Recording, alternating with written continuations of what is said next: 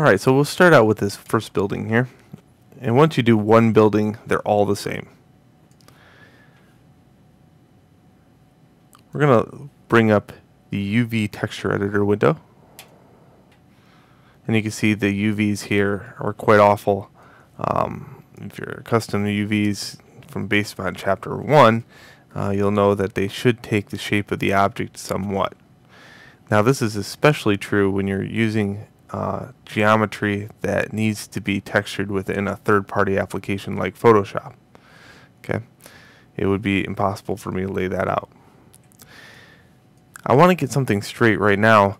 We're going to play a little game where we're going to pretend that nothing over here can be accessed by the player. Okay, we're only going to concentrate in this one little area. Now, I know students have a very hard time understanding or extrapolating information sometimes, so I'm not going to placate you into saying that you can't handle it. But what I'm going to do here is I'm going to make a box.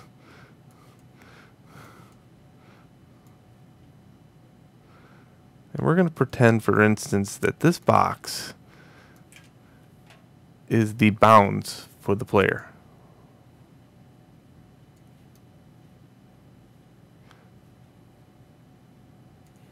Okay, I'm going to throw this on a layer.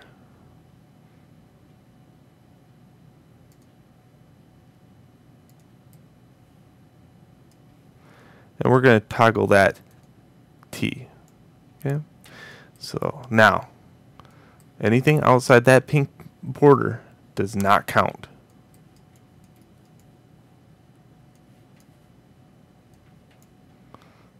And it could be anything out here. It could be wall space or whatever. In fact, I'm going to move the pink border just a little bit this way.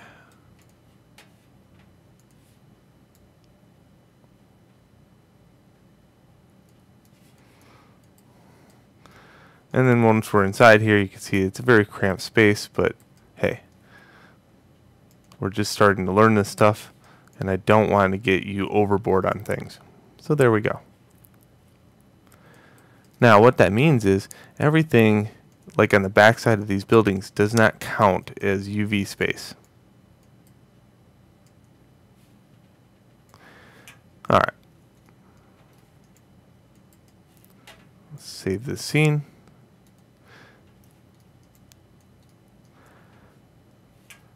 So we're going to open up and make sure the Create Planar mapping window with the square box has it set to camera.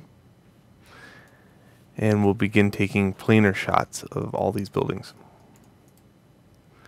First I'll go into face mode, grab all the faces, then hold Control, deselect the side faces. So only the front faces are highlighted.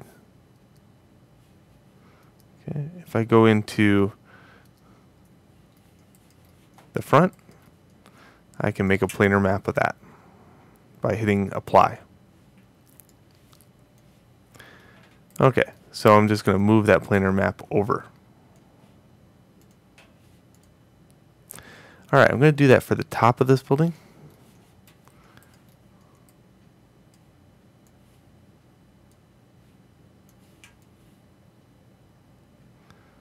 So I'm in the top view, hit Apply, and then move that up. Then I'm going to do that for the side.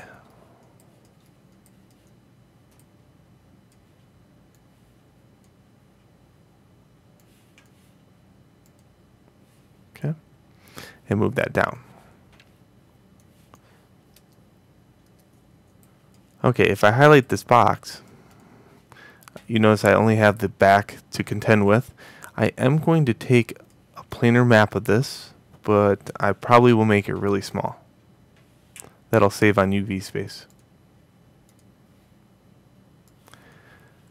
So now you're kind of seeing the level of importance. Okay, what is important here? Well, things that are important need to be very big as far as the UV space goes.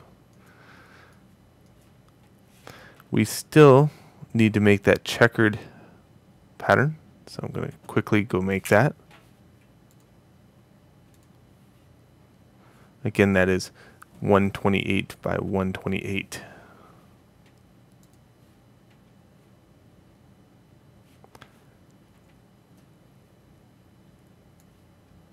Okay, then we're going to just separate this out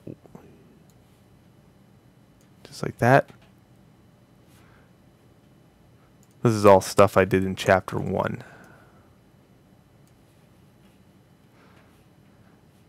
And of course, you know, me being me, never keep anything around. Keeps me to the point where I have to redo this all the time, but that's okay. Gotten really fast at it.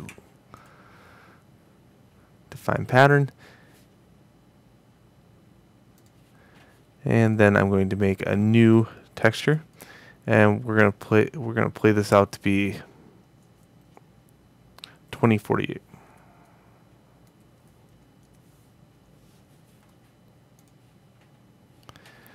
And then take and fill this pattern in.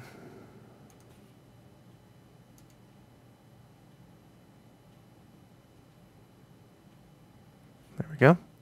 And I'll save this in the folder on my desktop.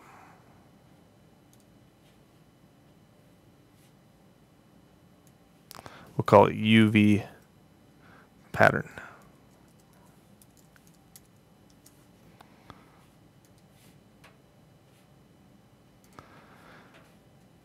Then I'll drag that into the engine, or Maya, via Hypershade. And you can see that I have a great deal of materials. Just leave those alone. And let's see here, where is that at? Desktop.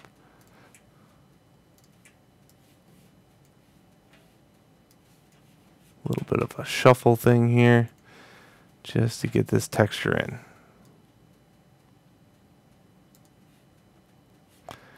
So the texture is right there. If I want a live preview of it, I have to click on it.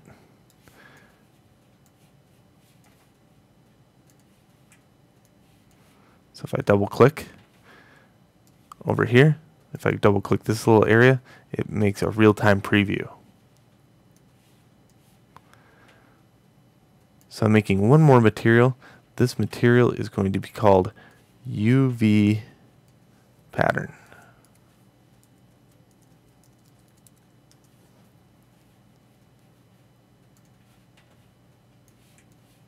Okay, middle mouse button, click and drag it over to this to default. So now I can apply this to the building.